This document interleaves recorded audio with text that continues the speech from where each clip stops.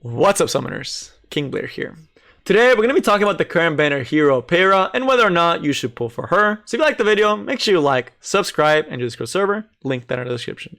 Without further ado, let's get right into it. So, as always, you guys know I like to start the video with a summary of where we are unit release wise, as well as a summary on the hero, so you get a better idea what they do, and then actually diving deeper into the skills and the stat line and the things that they potentially lose to and the combinations, so you can start thinking of team compositions and if that unit is going to fit into your account. So with that, let's jump right in. And since also I know a lot of you guys are between the fence between Cerise and Peira, I will include a short discussion here at the beginning of my thoughts so you can get a different opinion and make a better decision. But with that, if you do want to skip anywhere else, there are going to be timestamps for that. So as far as new unit releases that are going to be coming, we really don't know what new units are going to be coming in the future because we have not gotten a roadmap for some time. But all we really do know is that most likely is going to be a Season 4 hero, similar to how Peira and Ran and Sahak have all been. That is most likely going to be the case, and there's usually 3 to 4 weeks between new unit releases. Now, this is more on the speculation side, but typically there's about 6 to 8 weeks every limited banner rerun / new banner rerun, and it has been some time since we got a quote-unquote new limited hero. It's been since Reamer was the last one, so there's a very good chance that a new limited hero is going to be coming in about 6 to 8 weeks. It's something to keep in the back of the mind, but it's most likely more speculative. There's a chance that that won't happen. So with that aside, let's actually talk about Cerise or Peira, right? Because this is the big thing that a lot of people kind of is struggling with. We did talk about Cerise's kit more in detail about 2 weeks ago, but between the two and my thoughts on it, at the end of the day, Cerise is going to be a limited type hero, which means that there's a really good chance you will not be able to pull for her again for at least another year, right? We have seen units like Landy get multiple reruns in 1 year, but then we also know units like Fairy Tail Tenebria that we actually had to wait the full year to get that unit. There's also the fact that metas shift very, very quickly, which could make Cerise either worse or better as the meta progresses, which again, it's a little bit risky when you talk about limited heroes because you're not going to have access to them. The other thing is that she's actually going to be really good for PvE. One thing to note though is for her to really be really good at PvE, she also needs to have a limited artifact that is typically coming with the GG collab that comes around summertime, and that is going to be Miss Confile, which allows her to decrease defense on her S1.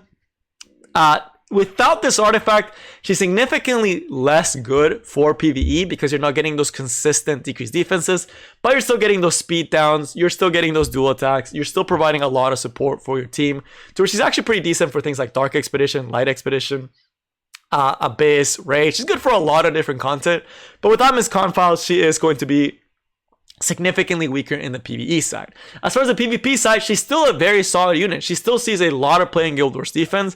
She still sees a ton of play in RTA, even to this day as a setup for Samurai Seria, and just a very solid unit overall because she does have those duels and she does have that AoE S3 that ignores element. It is still really solid, right? She's still overall just a very solid unit, so it's definitely a unit that I would consider picking up, especially because she's limited.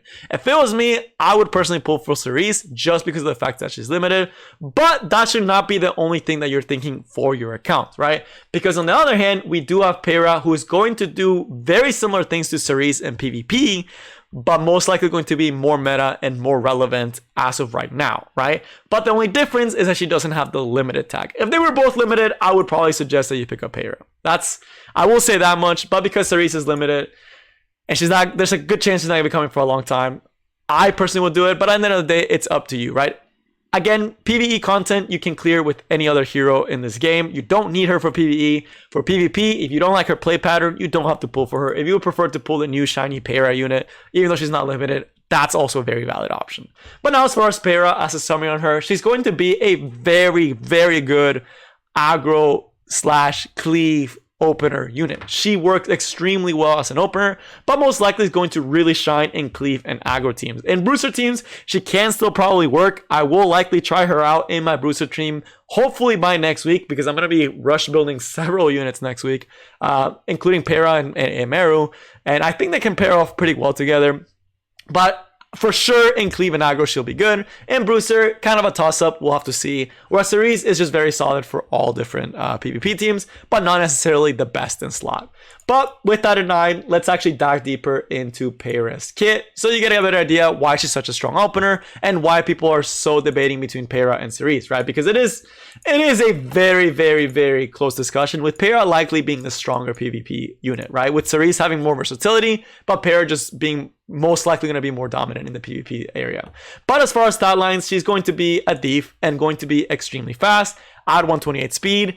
She's only slower than Ran and Kayron. That is it. And she's only slower by 1. She's tied in speed with things like Assassin Sid, which is pretty significant in the grand scheme of cleaves and high speed PvP, right? So again, really solid stat line, pretty solid HP, decent attack for poke. It's decent poke, not the greatest defense, and some effectiveness, which will help her opener, and of course more effectiveness on her self imprint to again help with their opener, right? So again, solid stat line overall. Now, as far as the actual kit and what she can actually do, right? So this is my second time actually seeing her model, but it really bothers me that she has claws on her hands, but uses magic to make claws. Like, why? Like, what? You already have claws. Why not like reinforce them with magic rather than like making other claws? I don't know, man. It just irks me a little bit, but the design, it actually looks really, really cool. She really does look like a thief. I really like the design personally. It's just weird to see floating claws when you already have claws. But as far as the S1, it is going to be a stun, right? And it doesn't sound that crazy until you realize that this stun starts at 50% chance to stun. And when you have a barrier, it goes all the way up to 75% chance to stun. I believe this is the highest single target chance to stun on an S1, right? I don't think there's another S1 that even comes close to stunning at this rate.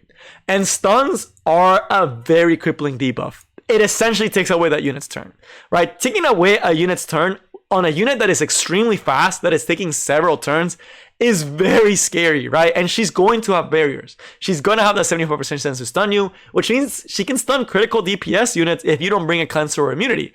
That is really scary. Again, that's a really good S1. Honestly, one of the better S1s we've seen in some time. Very, very, very good S1. Then there's going to be her S2, which is, again, pretty loaded, right? Because she does get the extra turn. She's going to be an AoE attack that decreases buff duration by 1 turn. This is really big for any opener hero because it essentially means that you don't have, even if you have immunity set, there's a really good chance of getting it stripped. The only time where immunity will matter is when you have it on an Earth hero to add extra layers of RNG, or just overall to add an extra layer of RNG to make it so she potentially doesn't get the strip and get the debuffs. It does add up over time. But again, she is able to reduce that duration on the immunity and land, restrict, and cannot be buffed. And on top of that, get an extra turn. These debuffs are quite crushing, particularly when used in a cleave setup, right? Or to counter units that set up buffs early. Why? Well, first, strips immunity, right? Which means you're going to be landing. Second, you are going to be landing unable to be buffed, which means that they cannot buff those speedy units. And third, the restrict is for cleave. Right? This is particularly there to counter cleave teams.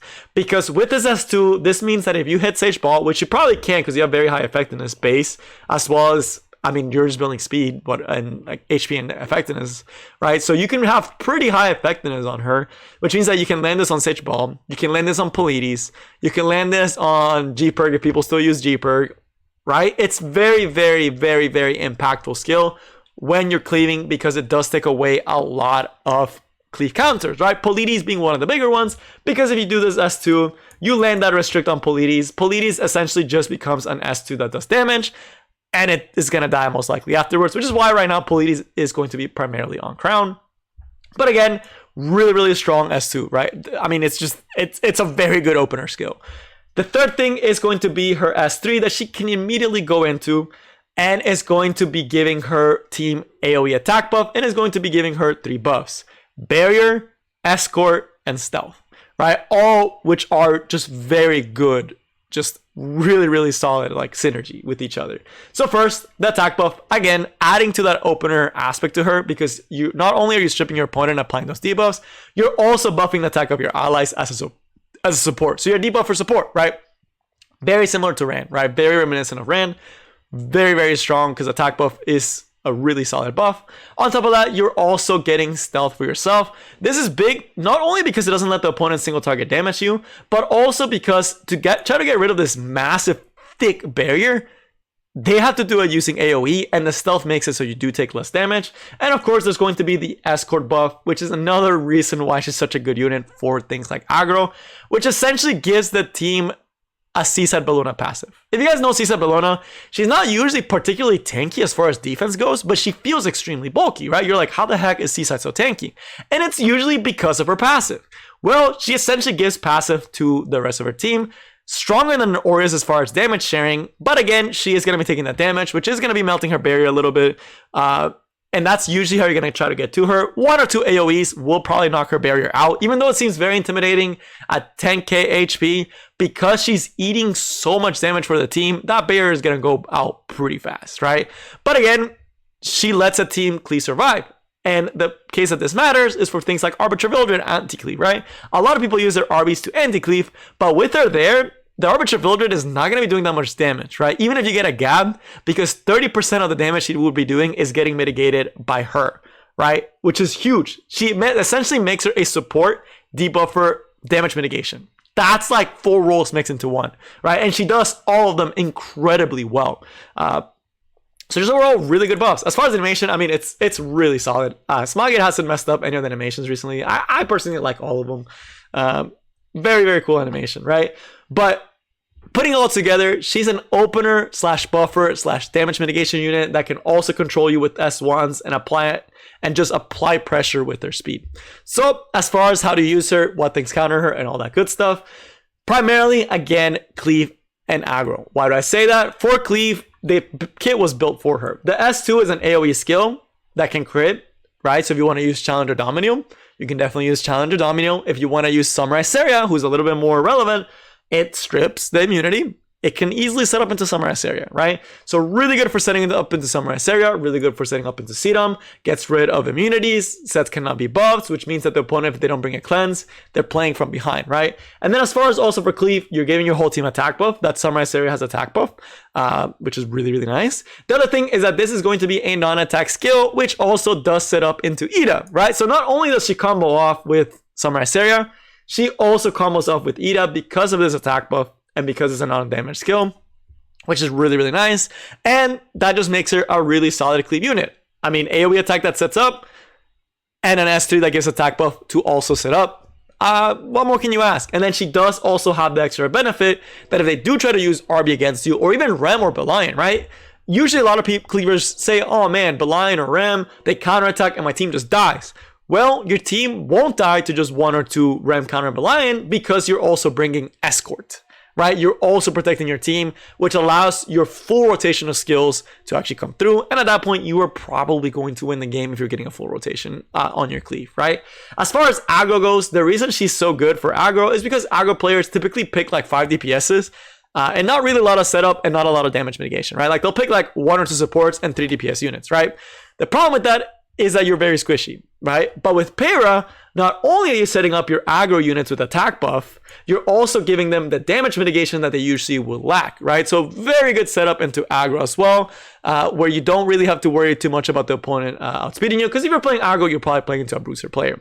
Now, the things to watch out for: what units does she counter, what units counter her. As far as units that she counters, she does very good into Amaryllis because she has a faster base speed. And I know what you might be thinking, doesn't that mean I have to have speed in the first place? Yes, this unit needs speed. She's quite stat hungry as far as speed goes. If you don't have the greatest speed gear, it's going to be pretty hard for you to use her because she has to be able to outspeed AOL. She has to be able to outspeed Celilius, right? She has to be able to do these things to really perform in today's meta, right? But if you set up before Amaryllis, which you should, assuming equivalent gear, you will be able to apply this unable to be buffed before Celilius even takes a chance to set up. Celilius without the vigor buff, it's a lot easier to manage. She's not completely out, right? Celilius can definitely come back. She's reducing your buff durations. She's breaking your attack, right? Kind of mitigating that attack buff that you get, and she could potentially provoke one of your priority units. But at the same time, she's not setting up vigor buff, which makes her significantly weaker. The other thing is going to be she just pretty much counters a lot of slow teams that just don't have ways to cleanse unless Mediator is going to be there. As far as counters to her, for aggro, Mediator is going to be a pretty big one. And even for cleave, right? Because if you're not able to actually take out Mediator Cowrick, he's going to be able to get rid of all those debuffs and set up immunity so that you're not able to stun lock any hero in the game, which again makes her a really solid contender for stopping Peira in aggro teams. And as well as you need to watch out for Ran, right? Why? Ran is going to be 1 base speed higher, right? And I know that it doesn't sound like that much, but higher up, that is a big deal. The other thing is that if Ran outspeeds her, he also gets to set up immunity, right? And if he sets up immunity, this is only a 1 turn buff reduction, which means that you cannot get past it. So Ran does counter her, but it has to outspeed, right? So it's kind of a toss-up kind of scenario. And of course, the unit that everyone uses for stopping water type cleaves, Violet. She's a water unit. This is an AoE skill. If you're bringing Violet, she will be getting countered, and Violet will be able to just dodge her at any point in the game, which means she doesn't get to set up any debuffs on him and doesn't really do much against him. And of course, Violet's just a really good anti-cleave option at this point in the game. So overall, really good opener.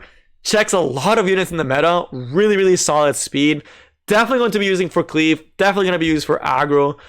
Can lose, right? She doesn't particularly do too much damage, but the attack buff is pretty significant. Ran as a cleaver is still better, but she's pretty much right there for second, right? I would argue that she's the second best cleave unit right now that cleave has, aside from, of course, Ran himself. Just because of all the things that she brings to the table. Just a really, really good speed unit that can just set up into so many different cleave type options and even pivot into an aggro type draft. So should you pull for her? If you're someone that wants to do higher RTA, higher arena, she's a very, very, very good option. She brings a lot to the table. If you're someone that doesn't care too much for PvP, you don't have a lot of good speed gear, she's not the best unit to get out there. She probably can work in some slower aggro teams, assuming you're not using her for stopping Celia's. She can work on those scenarios, although you will have to also pick up the Mediator Cowrick because she does lose pretty hard to Mediator Cowrick if she's slow, right? So overall, really, really, really good PvP hero. You will definitely be seeing her in a lot of matches of people you watch because she does so much for a team, right? So overall, if you're a cleaver, you definitely pick her up. If you're an aggro player, you definitely pick her up. If you're a booster player, you probably think about it, decide if you want to climb with her, if you want to have the option. She's also still just a very good speed contester if you do have the speed gear, because again, she shares the exact same base speed as a Sid, right? Like they have the exact same base speed, so you can definitely use her as a speed contester if you don't like a Sid. If you outspeed with a Sid or with her, you're probably winning the game off of it, right? So. And you can even have her do the soul steal just because of the fact you can give her the Rain artifact. So overall, very, very solid unit. Very, very strong unit. Does a lot. I would pull for her. Cerise, still an amazing PvE unit. Still works really well for PvP. Not as strong as Peira is going to be for PvP though. But in Guild Wars defense, probably still better than Peira just because she actually has elemental neutral S3. But that is going to be all that I have for you guys today. I hope you enjoyed the video and I hope you guys get really lucky on your summons and don't have to hit pity like I most likely will have to. But that's all I got and I will see you next time. Peace.